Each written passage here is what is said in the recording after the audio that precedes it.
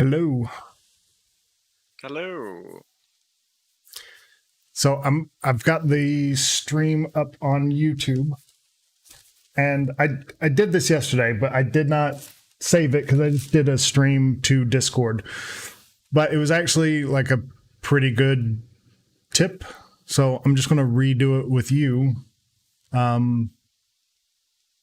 so we can save it on YouTube. So sometimes, like, Discord's great for doing 1v1 help, which a lot of people definitely can take advantage of. But this guy asked me how to make this, and I was like, there's no way I'm typing this out. And so I said, let's hop into Discord Hangout, and I'll show it to you. So we're redoing it. This time we're recording. Can you see the YouTube stream? Yeah. Okay. And it should be like 5-10 seconds behind like real-time voice. But this is what we're doing, like how to make these kind of ribbony patterns. And the way I always do it is to start off with like a normal curve. And what I'm looking for is like good degrees on it. So this is degree 5, count 6, because my curve, well, when I call curve, it starts with degree 5. And, you know, if I only make it with 3 points, it'll be degree 2, 3, because that's all the curves it has. But if I go out to 7, 8, it'll be, you know, degree 5 with 8 points or 9 points or whatever.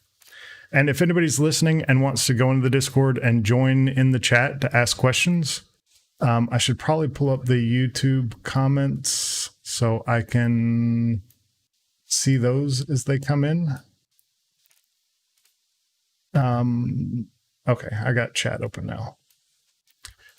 But feel free to hop into the voice chat in Discord just to ask your question instead of typing it out, whatever you want to do. All right, so I start with this, and then the next thing I do is offset loose. So this is just regular offset. Loose equals yes. And then I'm going to do 1, 2, and then 1, 2. And that way I have a center curve that I can use to make this the shape that I want it to be. And once I get that shape right, like I can see right here, that's not going to work out well. It'd be great if I could use this one curve to get it into shape. Like I need to make this more, put it closer in. It's still a little janky there. Like it'd be great to get it all right now, but that's not what I'm going for. I want the basic shape of it to be there. And then the next thing I would do is take and put this up. So if I want it to be, let's see, let's say the top of, you know, the top of this, I want to be like 1 millimeter thick, but then I want it, the domed top of it, I'll go into a left view and just draw it. So like I'm just going to do curve from midpoint. And then I'm going to rebuild that into 2, 3. Let's say that's what I want the top profile to look like. And we'll make it a full millimeter. And for the bottom profile, I want it to be you know, about 1 millimeter on the base. So if I want that to be the profile of the ribbon, then what I would do is take and move this up 2. And then I would make a surface underneath here.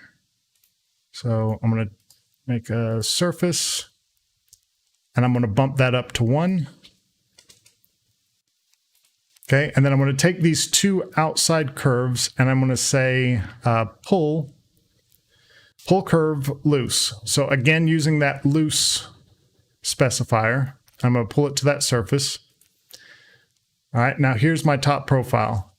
I'm going to use Loft And I'm going to go here. And now I've got a bunch of different options depending on what the top shape, what I want that top shape to look like. So if I want it kind of a very flat dome, I would just pick all of them and tell it loose. And now I've got a very flat shape to the top profile. If I want it kind of more of a gentle, I'm going to loft this one, this guy, and this guy. And that'll give me more of a soft shape. I'm not using as many control points. And the reason I'm doing it this way is just, again, I've got one curve that controls this overall shape. I'm going to hide this base plane, and I'm going to hide our reference image. I've got one curve that controls the overwhelming structure of this. And then when I'm done, I'm going to have this surface that's very light and editable. This will be a very editable surface when I get done. So that's why I'm doing it this way. And then I'm going to take these two outside curves again, and I would project a C-plane, but I have learned that it is best to take the surface and offset it. Offset surf. We want to flip that direction. We want to make it loose and a distance of 1. Oh, and it's solid. Undo. Try that again. Offset surf, distance 1, solid, no, flip all. Okay. And I'm gonna use pull curve instead of project to C-plane. I'm gonna use pull curve, and the reason is, if I want to put a slight shape to this, then I can rebuild this base surface, and we'll just make it 2, 3. Oop, 2, 3. Like if I want to give this a little bit of a shape, then I can control that and my center curve. And let me hide those guys now. And now I've got a little bit of a, you can go a lot more than that.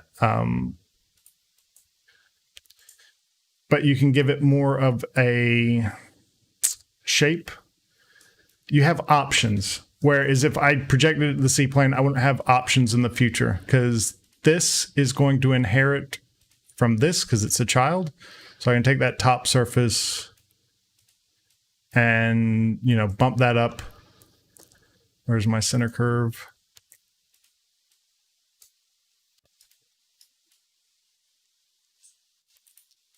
All these guys need to come up really.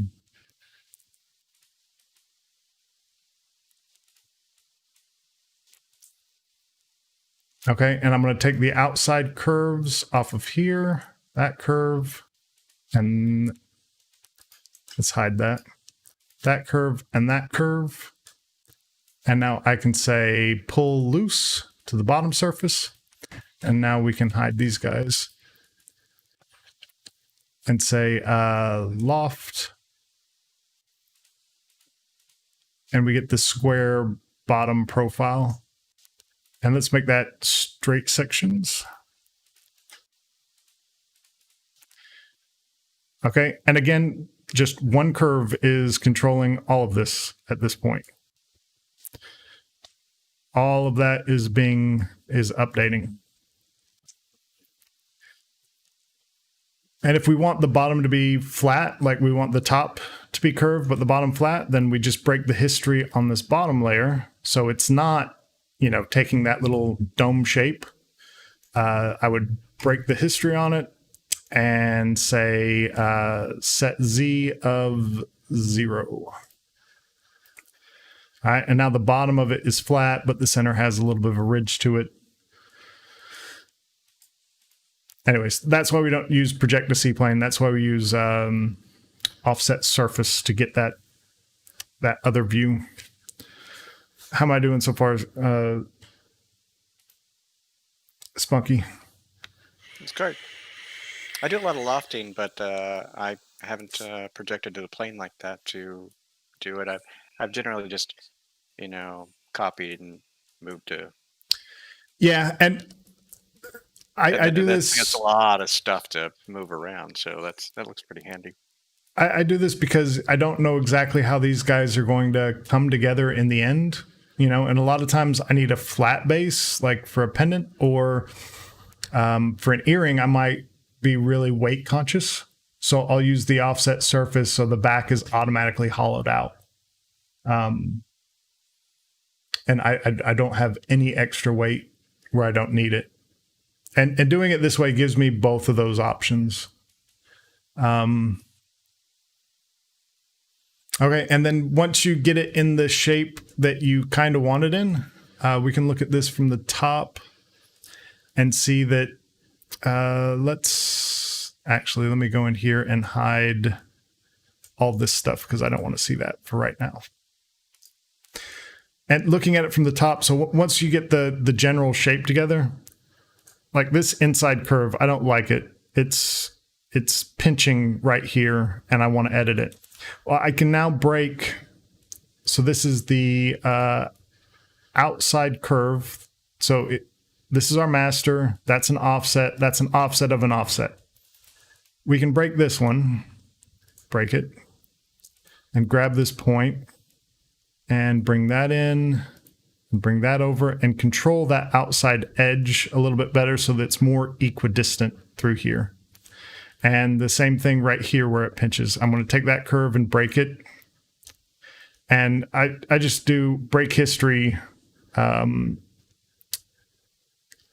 I think this is something that I wrote. Basically, I turn lock children off. I move it up a millimeter, down a millimeter, and then I turn lock children back on. So I can't accidentally grab this and edit it and break my history. Lock children is on. But now this can move. And I should show you. Yeah, history, lock, no. Move up one, move down one. History, lock, yes. And so that just lets me break history on something, but then have my lock back on so I don't accidentally break the wrong thing. And then at the end of a model, if I right click, it does not turn locking back on, because at the end of a model, I'm Booleaning everything together. I don't need it. I don't want the locks to come back on. I've already saved I usually save a copy and then break all the history. There is a purge history, but I would not use that because purge history is not undoable. This is undoable. So right now there's no history on this, but if I undo, it's locked again. So if I make a mistake, that's why I don't use the Rhino command. I use the little one that I wrote. Okay, so we're going to break this one, and then I'm going to grab this point, looking at it from the top. I'm going to say, well, that's a little narrow, and bring that out, and bring that out. And then, our surfaces update accordingly. And I think that's maybe the bottom curve. No.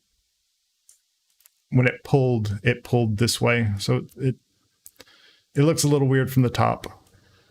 Because the pull is not project. Project, it would be in the same spot. But I didn't want project because pull does better with keeping things loose so that I have a nice point count on everything. This is kind of a mess. That's kind of a mess. And I know why that happened.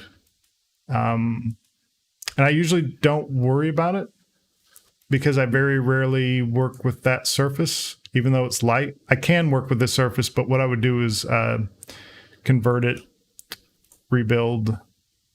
And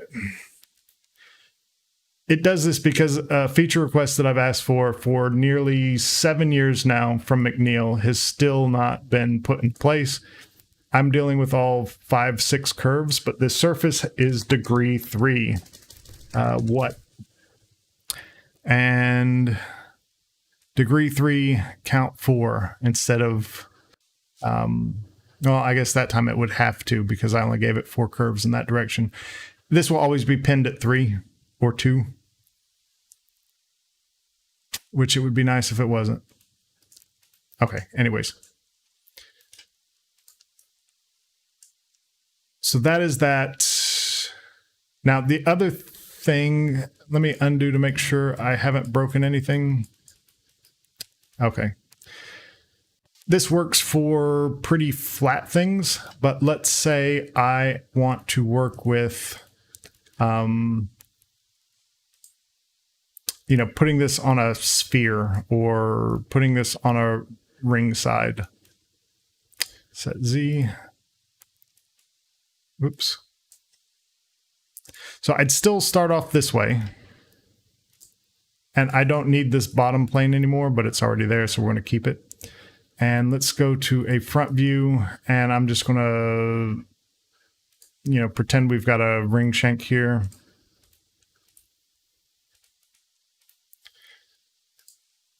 And I'm going to make that. All right, so there's the side of a ring. And because I've got lock history on, I can just grab all of that, move it over here. History updates.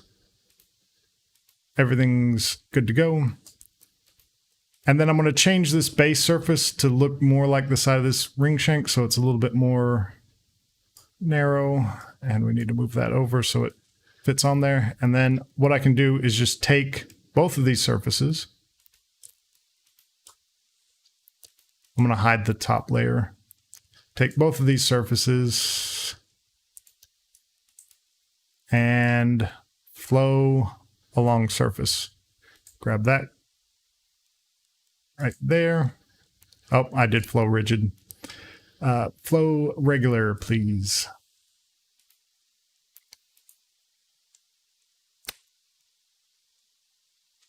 That does not look like, but it might actually be perfectly right. Break that. Yep. Okay. So now it's a little oblong and stretched. I can fix that up by taking and rebuilding this with more points to it.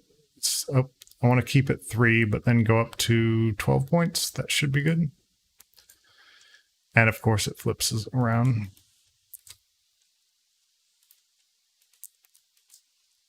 It used to not do that, but now they've got this auto adjust, and when it rebuilds, it just doesn't.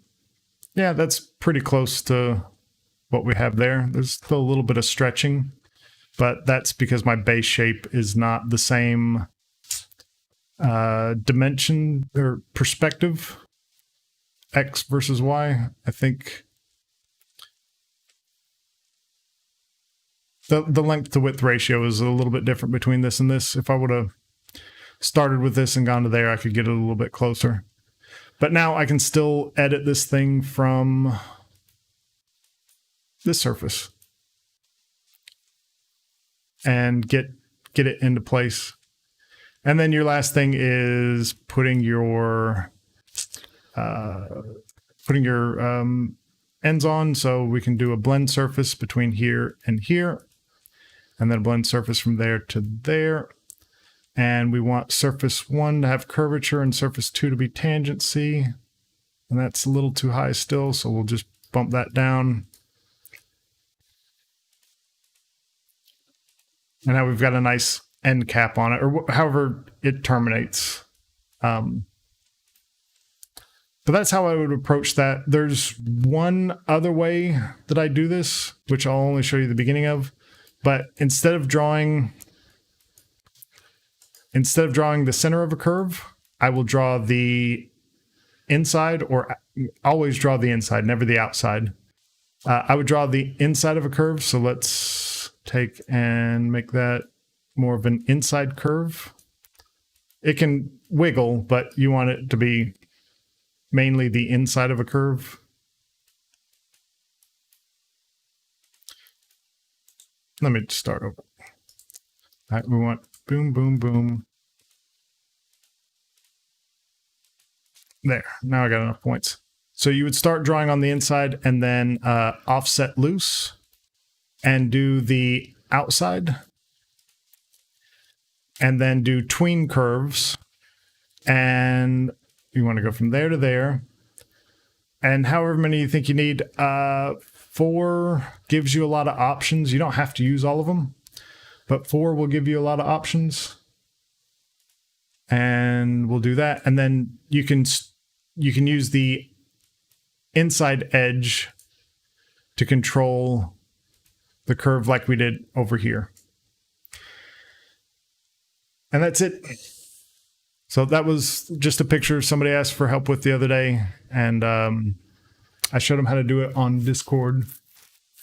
And I want you guys to sign up in Discord because I hate typing that much information when I can just, share live and do a quick video with you. But all right, if you guys have any questions, I'll put a link to the Discord in below, or you can go on the 3D CAD Jewelry Facebook forum or the regular forum. All right. Talk to you guys later.